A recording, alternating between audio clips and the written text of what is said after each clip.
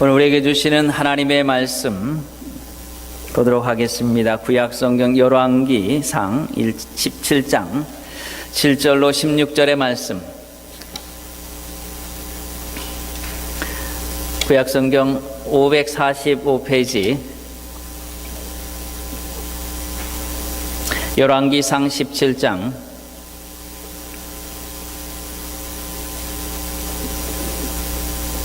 7절로 16절의 말씀입니다.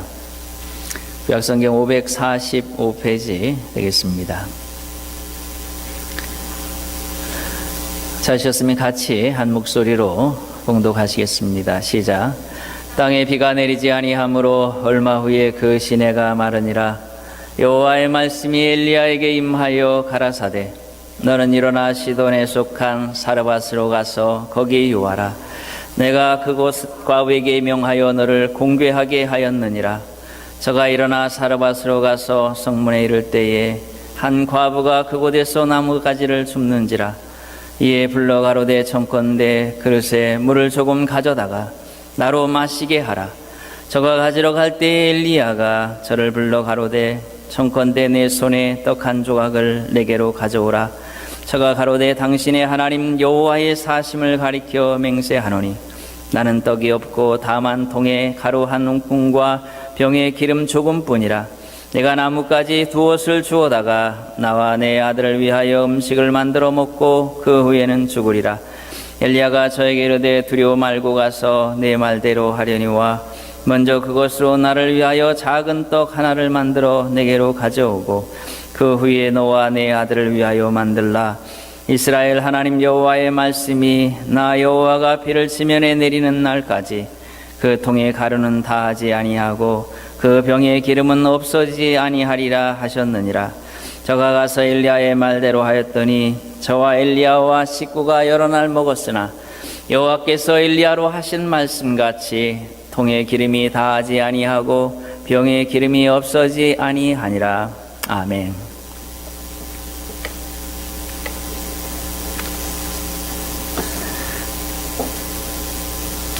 오늘 읽은 말씀을 통해서 사르밧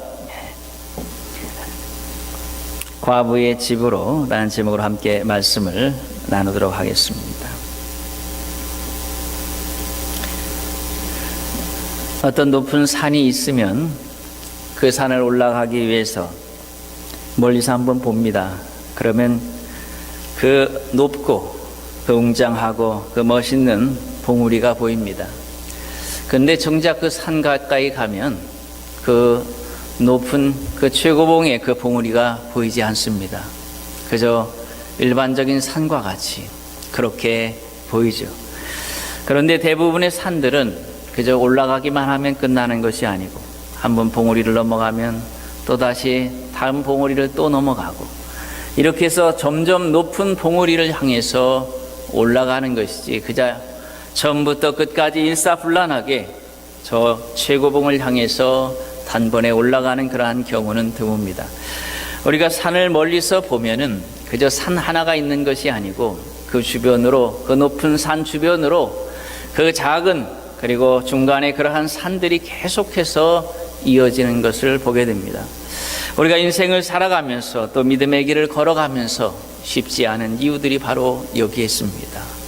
이 산봉우리 하나만 넘어가면 모든 것이 끝일 것이다라고 생각하지만은 그러나 때로는 좀 전에 넘었던 그 산봉우리보다 좀 더 높은 산봉우리가 그 앞에 기다리고 있는 것입니다. 그래서 지금까지 여기까지 오는데도 힘들었는데 내가 어찌 저 산봉우리를 넘어갈 수 있겠는가 하고 중도에 포기해버리고 그렇게 내려오는 사람들이 있습니다. 그러나 문제는 신앙의 길이라고 하는 것은 그런 길이 아니라고 하는 것이죠.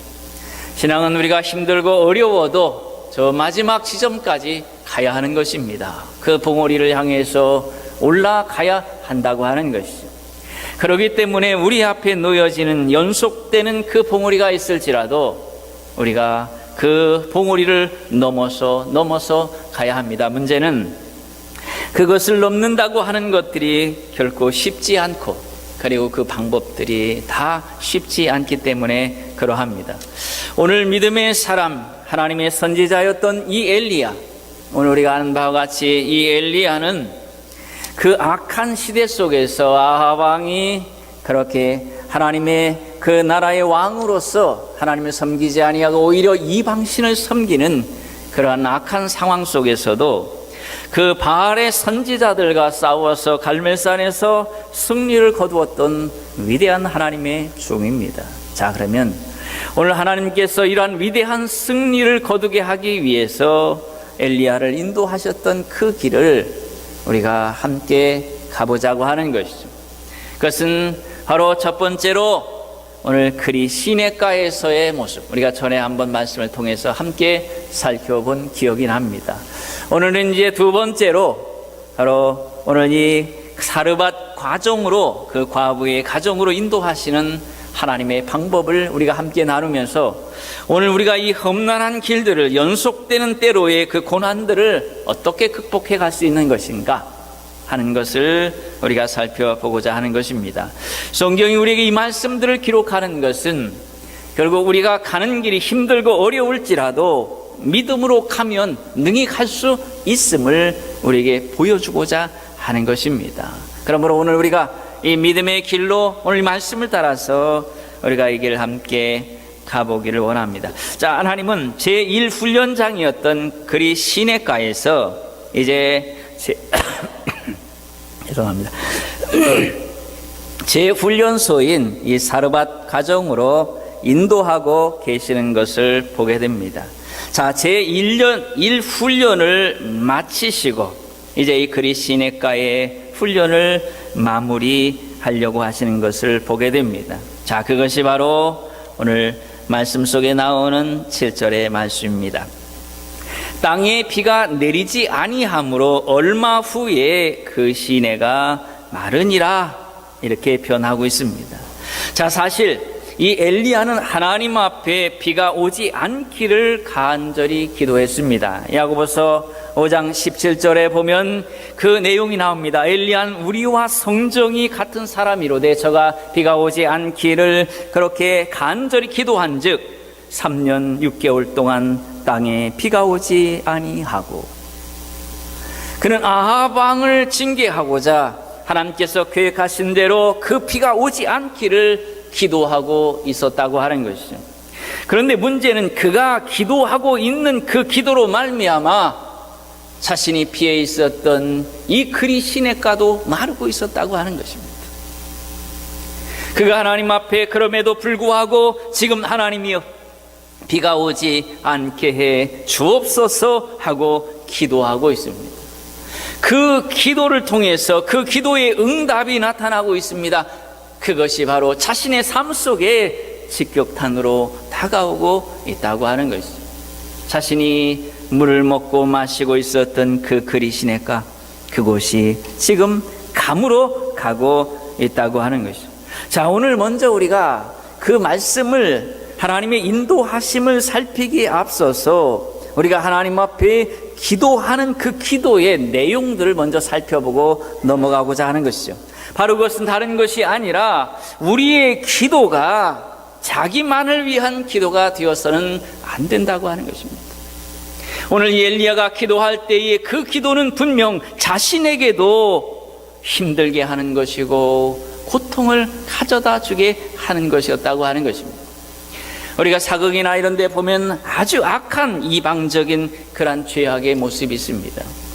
그것은 나를 위해서 상대방에게 해가 되는 것들을 구하고 있다고 하는 것이죠. 그래서 어떤 때는 무당을 불러다가 상대방을 해하기 위한 굿을 하기도 하고, 그리고 상대방의 모습을 만든 어떤 것을 만들어서 거기에다가 바늘로 계속 찔러대는, 그랬더니 상대가 그런 아픔과 고난과 그리고 그에게 죽음이 다가왔다든지 이런 내용들이 사극에 보면 있어요. 그런데 이러한 것들은 이방적인 모습이라고 하는 것입니다. 하나님을 알지 못하는 자들의 악한 기도라고 하는 것입니다. 결국 그들은 자신이 편해지기 위해서 상대가 해가 되고 상대가 아파하고 상대가 힘들어지는 그것들을 조금도 큰 것으로 생각하지 아니하고 그것을 당연한 것으로 생각하고 있다고 하는 거죠. 우리가 하나님 앞에 기도할 때에 나의 모습을 통해서 상대방이 힘들어지고 어려워지는 그러한 기도를 해서는 안 됩니다.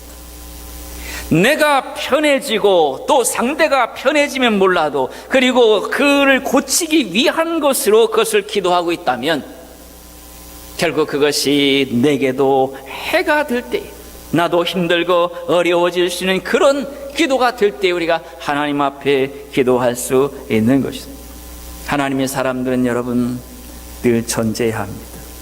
나의 평생에 나를 통해서 누가 아프지 않기를, 나를 통해서 누가 마음이 상하지 않기를, 누가 나의 때문에 절망하지 않기를, 나의 때문에 탄식하는 자가 생기지 않기를, 나의 때문에 나 때문에 신앙을 포기하고 싶은 자가 생기지 않기를, 그것이 이 땅을 살아가는 하나님의 백성의 축복된 삶입니다. 우리가 이 땅을 살아가는 동안 하나님을 위하여 이것을 하고 저것을 하고 싶다고 말하지만은, 그러나 가장 전제되는 것은 그것이 결코 하나님의 일일지라도 하나님이여 나를 통해서 저가 아프지 않기를 원합니다. 이것이 그리스도인의 심장이고 마음인 것이죠. 이것이 없다면 그것은 이방적인 죄악된 모습의 마음입니다. 오늘 이 기도로 말미암아 이스라엘 백성들과 저 아합 왕이 고통을 받을 것입니다. 그런데 이 엘리야는 그것을 통해 자신이 고통받을 것을 알면서도 그것을 고치기 위하여 기도하고 있는 것뿐이죠.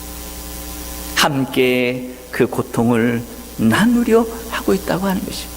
우리는 상대방이 잘못했을 때에 그것을 지적하기에만 바쁩니다. 그리고 그에게 하나님의 징벌이 있기를 기대하고 있습니다. 그러나 그것은 얼마나 사악한 마음인지 모르는 거죠. 그 아픔과 그의 잘못된 것들을 위하여 우리가 기도하면서도 그가 잘못된 모습 속에 나도 아파해야 하고 나도 힘들어해야 하고 그를 위하여 기도해야 하는 것입니다. 만일 손이 아프다면 다른 손이 그를 온전히 돕지 않은 결과입니다. 내 팔이 아프고 내 다리가 아프다면 다른 지체들이 그 아픔을 제대로 치료하지 아니하고 방치한 결과들이라고 하는 것이죠. 오늘 우리는 본능적으로 어느 곳이 아프면 다른 지체들이, 다른 손과 팔들이 그것을 낫게 하기 위해서 최선을 다하는 것입니다. 왜냐하면 그 아픔이 모든 지체에게 아픈 것을 본능적으로 느끼기 때문이에요. 하나님의 백성들이 그것을 느끼지 못하면 우리가 병든 증거입니다. 상대방이 잘못되고 있는데 그것 때문에 그가 힘들어하고 있는데 아파하고 있는데 내가 아파하고 있지 않는다면 우리의 신앙은 어느덧 병들어 있는 것입니다. 저 이방의 저 우상을 섬기는 자들의 그 모습으로 전락하고 있는 것입니다. 우리 주님께서 예루살렘을 보시면서 눈물을 흘리셨습니다. 그것을 보시면서 그들의 타락된 모습을 보면서 가슴 아파하셨다고 하는 것이죠. 우리 주님은 결코 다른 사람의 아픔을, 그것들을 즐기지 않으시는 것입니다. 다른 사람의 아픔에 즐거움을 느낀다면, 통쾌함을 느낀다면 그것은 우리의 신앙들이 추락한 결과들이죠. 오늘 이 시간에 오늘 우리의 기도의 모습을 다시 한번 점검하고 우리의 모습을 다시 한번 점검해야 합니다. 내가 편하기 위하여 상대가 해가 되는 그러한 것들, 그것이 행동이든 기도이든 그것들은 하나님 앞에 응답되지 않을 것입니다. 오히려 그러한 기도로 말미암아 그는 하나님의 징계를 받을 것입니다. 그러한 것을 즐긴다면 그는 하나님께서 그에 대하여 반드시 책임을 물으실 것이라고 하는 것입니다. 자, 우리의 신앙들이 바로 가야 합니다. 열심과 열정과 열정적인 기도만이 능사가 아니라 그 열정과 열심의 내용과 그 모습의 그 동기들을 보아야 한다고 하는 것이죠. 그래야 우리가 바른 신앙으로 나아갈 수 있습니다.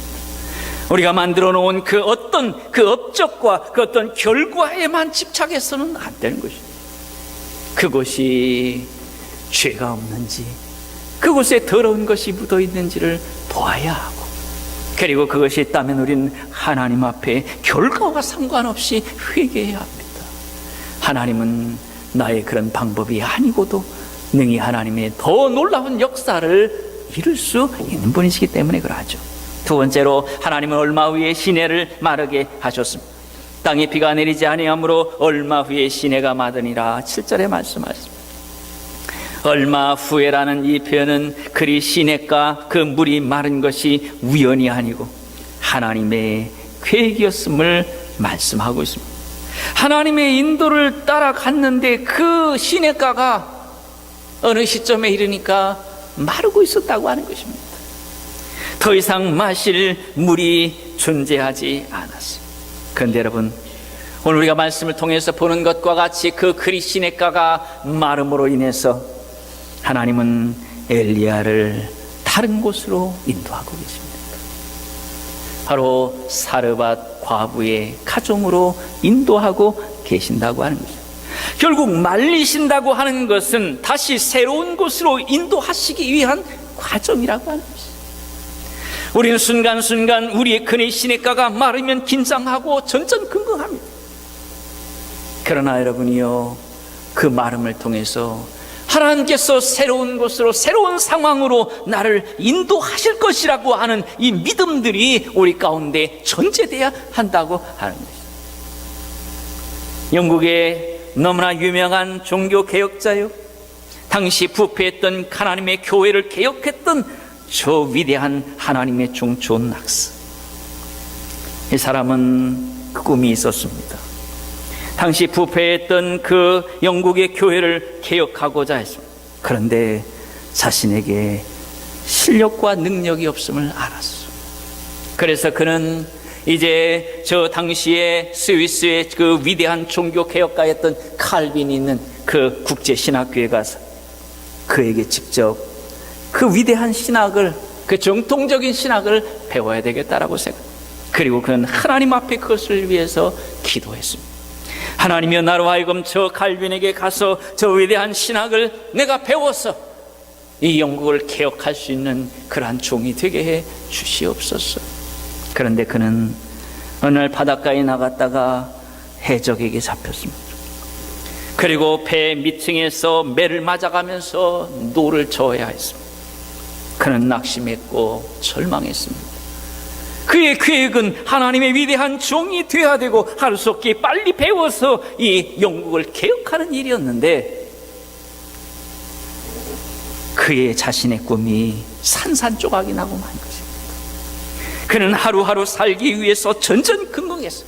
매 맞아 죽지 않기 위해서 그는 힘써 노를 저었고, 그리고 그 프랑스 해적선에 그 말을 배우기 위해서 그냥 못 알아들으면 맞아 죽는 거거든요. 그래서 그는 필사적으로 프랑스어를 배웠습니다. 그렇게 3년 반의 악몽 같은 시간이 지나갔어요. 그리고 그는 해적선으로부터 도망치는 기회를 잡았어요. 그리고 칼빈이 있는 스위스 제네바로 갔습니다. 그리고 그가 그렇게도 꿈에 그리던 그 칼빈에게서 하나님의 말씀을 배우게 되었는데, 놀라운 것은 칼빈이 프랑스 사람이라는 것입니다. 결국 프랑스 사람인 이 칼빈에게 온전하게 하나님의 말씀, 이 신학을 배우기 위해서는 바로 프랑스어에 능통하지 아니하고는 온전히 그 신학을 이해할 수가 없었던 것이죠. 결국 그는 그 당시에 프랑스어에 능통한 자로 변해 있었습니다. 그 3년 반의 그 삶은 하나님께서 자신을 버린 것 같았고, 그의 꿈이 다 산산조각 난 것 같은, 도무지 하나님을 이해할 수 없었던 그러한 나날들이었어요. 그러나 3년 반이 지나서 그가 다시 칼빈을 만났을 때, 그는 누구보다도 칼빈의 그 신학의 종수를 배울 수 있는 자로 만들어져 있었어요. 그리고 그는 그렇게 그곳에서 신학을 배워서 영국으로 돌아갔습니다. 그리고 부패했던 그 영국 교회를 개혁하는 위대한 하나님의 종이 된 것입니다. 영국의 기독교 역사에 있어서 존 낙스는 위대한 하나님의 사람으로 기록되고 있습니다. 당시에 부패했던 그 기독교를 개혁했던 하나님의 위대한 사람. 그의 삶 속에 다가왔던 그 어려움들, 마치 그리 시냇가가 말라갔던 그러한 삶이었지만은, 그러나 그것을 통해서 그는 하나님께서 준비하신 놀라운 환경으로 옮겨진 것이라고 하는. 여러분들이요, 오늘 우리가 이 땅을 살아가면서 우리의 삶 속에 그리 시냇가가 때로 마르고 그것이 없어질 때에 우리가 불안하고 천전긍긍합니다. 그러나 여러분의 인생에 그리 시냇가가 마를 때에 불안해하고 두려워할 필요 없습니다. 하나님께서 이것을 말리시고 그리고 끝내시고 이제 다음에 하나님께서 계획하신 그 역사 속으로 우리를 인도하시기 위함입니다. 힘들고 어려운 그것 때문에 무너질 필요는 없다고 하는 것입니다. 이제 세 번째로 9절에 보니까 새로운 사역지 사르밧 과정이 나오고 있습니다. 9절에 이렇게 표현하고, 너는 일어나 시돈에 속한 사르밧으로 가서 거기 유하라. 내가 그곳 과부에게 명하여 너를 공궤하게 하였다. 자, 하나님께서 새로 인도하시는 그 사르밧 과정, 그 과정은 그리 시냇가로부터 160km 떨어진 시돈 지방의 그 시골이었습니다. 이 먼 길을 그는 터벅터벅 걸어갔을 것입니다. 아마 그는 큰 기대를 가지고 걸어갔을 것입니다. 아마 하나님께서 부유한 어떤 과부를 만나게 하시고 나로 하여금 그 과부로 도움을 받게 하시려나 보다 라는 생각을 가지고 그곳에 갔습니다. 그러나 선지자로서 사실 당시에 이 과부라고 하는 것은 대단히 측은히 여겨지던 그러한 여인으로 간주되던 시대입니다. 어찌 보면 그러한 선지자로서 바로 이 여인에게 공개를 받는다고 하는 것은 자존심이 심히 상하는 일이 아닐 수 없었을 것입니다. 도와주어도 부족한데 어찌 선지자로서, 남자로서 당시에 가장 불쌍히 여겨졌던, 측은히 여겨졌던 이 여인의 도움을 받아야 하는가 하는 것이죠. 하지만 하나님께서 이렇게 하시는 것은 하나님의 길을 가는 하나님의 자녀들, 그 백성들, 하나님의 사람들의 가는 길이 어떤 길인가 하는 것을 보여주기 위함입니다. 결국 우리가 믿음의 길을 간다고 하는 것은 이 길의 특징이 무엇입니까? 그것은 바로 우리의 자존심이 상할 준비가 되어 있어야 한다는 것입니다. 이 길은 자존심을 세우고 모든 사람의 환영과 그리고 모든 사람의 축복과 모든 사람이 그렇게 다 응원하는 그 길로 갈 수 없다는 것입니다. 우리 주님조차도 그 가는 길에 얼마나 많은 핍박이 있었냐. 마지막에 침을 뱉음을 당하셨고 돌로 던짐을 당하시고 벌거벗김을 당하시는 그 모든 수치가 준비되어 있었던 그러한 것이라고 하는 거예요. 여러분, 주님의 교회에 나오면서 주님 섬기면서 대우받을 생각을 하고 주님 앞에 나오면 안 됩니다. 우리가 어린아이 때는 그렇게 할 수 있겠죠. 어린아이의 특징은 무조건 칭찬해주면 좋아하는 거죠. 그러나 어느 정도 자라고 성숙해지면 그 칭찬만이 능사가 아님을 알게 됩니다. 그것이 때로는 조롱일 수도 있고 그것이 때로 자신을 망치게 하는 것일 수도 있다는 것을 알게 되죠. 성숙한 사람은 이제는 그것을 위해서, 위대한 일을 위해서 내 마음이 상할 준비를 하는 것입니다. 하나님의 교회에 나와 저와 여러분들이 주님을 섬기면서 마음이 상했다고 말합니다. 그런데 여러분, 그 이 길이 특징이 그러하다는 것입니다. 우리가 이 길을 가면서 마음이 상하면 내가 이 길을 이제는 제대로 들어섰나 보다 라고 생각하고 가야 하는 것입니다. 자존심이 상하고 침뱉음을 당하고, 여러분이요, 주님은 침뱉음을 당하고 돌 던짐을 당했어요. 그런데 우리는 그 가는 길에 여러분의 얼굴에다 침은 뱉지 않잖아요. 최소한. 그러니 그래도 갈만한 길이라 생각하고 우리가 이 길을 가야 하는 거죠. 마음이 상했다고 시험 들 일이 아닙니다. 마음에 시험이 다가오면 주기도문 한번 해요. 시험에 들게 하지 마옵시고. 자꾸 시험에 들면 100번이라도 해요. 그래서 시험으로부터 벗어나야 합니다.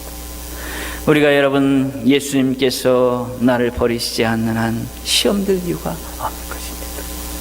정함이 없는 것들을 의지하지 말라고 말씀하잖아요. 원래 흔들리는 것을 붙잡으려고 하면 어찌 않냐 말이지. 사람도 환경도 다 그러한 것입니다. 누구도 여러분들을 처음부터 끝까지 실망시키지 아니하고 마음 상하게 하지 아니하고 그렇게 여러분의 곁에 있을 사람이 하나도 존재하지 않는다는 것입니다. 다 우리 모두는 죄인입니다. 사람을 사귀다 보면 배우는 것이 무엇입니까? 인간론을 배우는데 인간은 죄인이라는 것을 배우는 것뿐이지. 그래서 사람을 보고 이제는 실망하지 말아야 한다는 것을 배우는 것입니다. 어차피 사람은 죄인이기 때문에 나를 실망시킬 수밖에 없는 것입니다. 그러므로 자존심 상할 이유가 없는 것입니다. 이제 10절에서 첫 발을 옮겨 만날 수 있는 그러한 사역이 말씀되고 있습니다. 저가 일어나 사르밧으로 가서 성문에 이를 때에 한 과부가 그곳에서 나뭇가지를 줍는지라. 사실 사르밧 과부에 대해서 하나님은 그에게 자세히 말씀하지 않았습니다. 그저 과부에게 가서 공개를 받으라 라는 그 말씀 외에 더 이상 자세하게 말씀하지 않았습니다. 그래서 그는 아무리 과부일지라도 풍요로운가 보다 라고 생각하고 갔을 것입니다. 그런데 가보니까 전혀 다른 것입니다. 그 과부는 너무나 가난한 사람이었습니다. 그 주소 다니면서 나뭇가지를 줍고 있는 사람이었습니다. 이제 곧 먹고 한번 해먹고 이제는 죽을 작정을 하고 있는 그렇게 가난한 그러한 사람이었다고 하는 것입니다. 오늘 여러분이요, 이 엘리야가 하나님의 말씀을 따라서 그 발걸음을 한 걸음 떼어놓기 전에는 결코 하나님께서 준비하신 것을 알 수가 없었다고 하는 것입니다. 우리가 계산에 묶여있는 사람이 있어요. 자기 나름대로의 그 기준이 있는 사람들이 있어. 그것을 해놓고는 더 이상 한 발자국도 나오지 않으려는 사람들이 있어. 나는 여기까지. 오늘 목사님이 아무리 은혜롭게 설교해도 나는 바뀌지 않습니다. 내 신앙은 여기까지입니다. 더 이상 요구하지 마세요. 그런데 여러분이요, 그렇게 묶여있는 그 사람은 마치 무엇과 같으냐면 배를 그 기둥 위에 묶어놓은 사람과 같아요. 아무리 앞으로 가도 그는 한 걸음도 앞으로 나가지 못한다고 하는 것입니다. 그것을 끊어버려야, 나의 계획을 내가 정해놓은 그 수준들을 끊어버려야 합니다. 그래서 주께 더 한 걸음씩 다가가야 하는 것입니다. 에스겔 47장에 보면은 우리가 잘 아는 말씀이 있습니다. 거기 보면은 주님의 그 인도를 따라서 그가 일천척을 가서 들어가 보고 또 가서 일천척을 청량한 다음에 더 멀리 가서 또 들어가 보고 나중에 계속 따라갔더니 이제 헤엄할 정도로 그렇게 깊은 물에 이르게 되었습니다.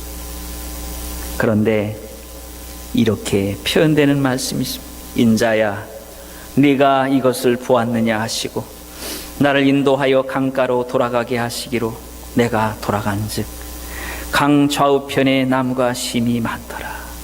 12절에 보면 그 나무들이 각종 실과가 열리는 나무였다라고 말씀합니다. 분명 그는 그 하나님의 인도를 따라서 왔습니다. 내려왔어요. 그런데 마지막에 주께서 말씀하십니다. 자, 너는 강을 돌아서 그곳으로 가보아라. 강가로 돌아가게 하시기로 내가 돌아가 본즉, 이렇게 표현합니다. 신앙이라고 하는 것은 지금보다 더 한 걸음 나아가야 하나님의 역사를 본 것이란 말이죠. 어떤 사람은 이렇게 말합니다. 나는 10년을 20년을 믿었는데 왜 내 삶에 하나님의 역사가 일어나지 않는가?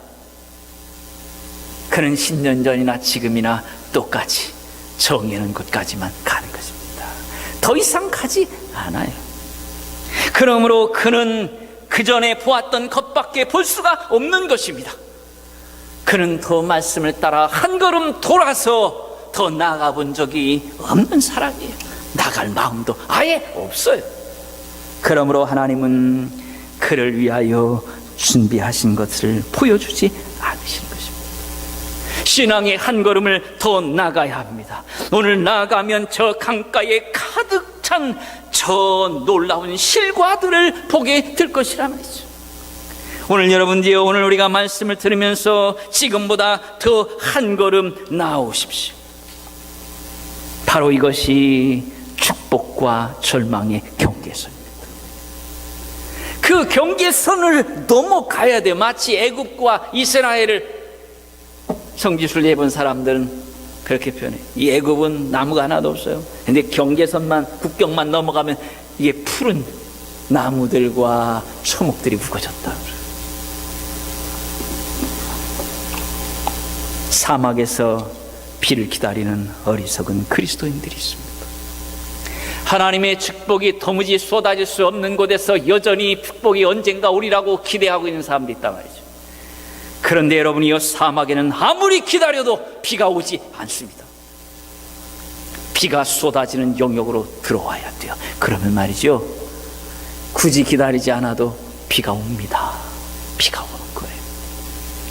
우리가 하나님의 말씀을 따라 하나님께서 약속하시는 그 영역으로 넘어 들어와야 돼요. 그 영역이 무엇인가? 지금보다 한 걸음 더 주님 앞에 가까이 나오는 거예요. 내가 선을 그어놨던 그것들을 무너뜨리고 주 앞으로 더 들어오는 것이야. 그러면 바로 우리를 향하여 새롭게 시작하시는 하나님의 일을 만나게 될 것입니다. 마지막에 부분들을 간단히 말씀드리고 마치도록 하겠습니다. 10절과 11절에서는 하나님의 말씀을 적용해 보고 있는 것을 보게 됩니다. 사르밧 과부가 너를 공개하리라 라는 말씀을 지금 적용하고 있어요. 그래서 나로 물을 마시게 하고 내 손에 떡 한 조각을 내게로 가져오라. 지금 먹고 만든 것을 만들어 먹고서 죽으려고 하는 사람, 이 여인에게 그 떡을 내게 가져오라는 것입니다. 도무지 있을 수 없는 일인데 오늘 엘리야는 그 환경 속에서 하나님의 말씀을 적용하고 있습니다. 12절에 보니까 내가 나뭇가지 두엇을 주워다가 나와 내 아들을 위에서 먹고 그 후에 죽으리다. 지금 과부가 지금 무슨 말을 하고 있는 것입니까? 당신의 요구가 터무니없는 것입니다. 지금 우리는 이걸 먹고 죽으려고 하고 있는데 도와주지는 못할 망정 어떻게 이 마지막 남은 이것을 달라고 합니까? 라는 말이죠. 이 여인의 논리가 얼마나 논리청연합니까? 그런데 13절에서 엘리야는 이렇게 말합니다. 네 말대로 하려니와 먼저 그것으로 나를 위하여 작은 떡 하나를 만들어 내게 가져오너라. 그 후에 너와 내 아들을 위하여 만들라. 이 여인이 도무지 말도 되지 않는 소리를 당신은 하고 있습니다 라고 말할 때에 이 엘리야는 그 환경 속에서 하나님의 말씀을 그래도 적용하고 있는 것을 볼 수 있어요. 이것이 기적을 이루는 믿음의 모습입니다. 우리의 환경은 우리로 하여금 그만하라고 말합니다. 멈추라고 말합니다. 더 이상 우리는 하나님을 향하여 열심을 내서는 안 된다고 말합니다. 그런데 하나님의 말씀은 한 걸음 더 나오라는 것입니다. 거기서 머무는 것이 아니라 너는 한 걸음 더 나와야 한다는 것입니다. 그래야 내가 너를 위하여 역사할 수 있다는 것입니다. 믿음의 영역으로 들어오라는 것입니다. 내가 축복으로 그어놓은 그 영역 안으로 들어오라는 것입니다. 말씀을 마치겠습니다.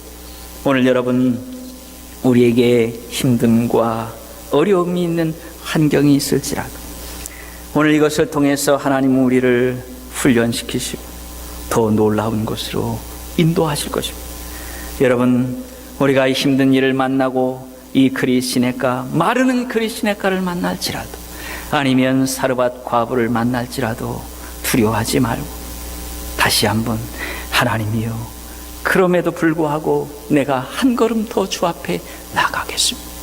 이런 놀라운 신앙의 모습을 보이므로 저와 여러분의 삶 속에 하나님께서 기적의 역사를 이루시는 것을 보는 우리 모두가 되시기를 주의 이름으로 축원합니다. 아멘.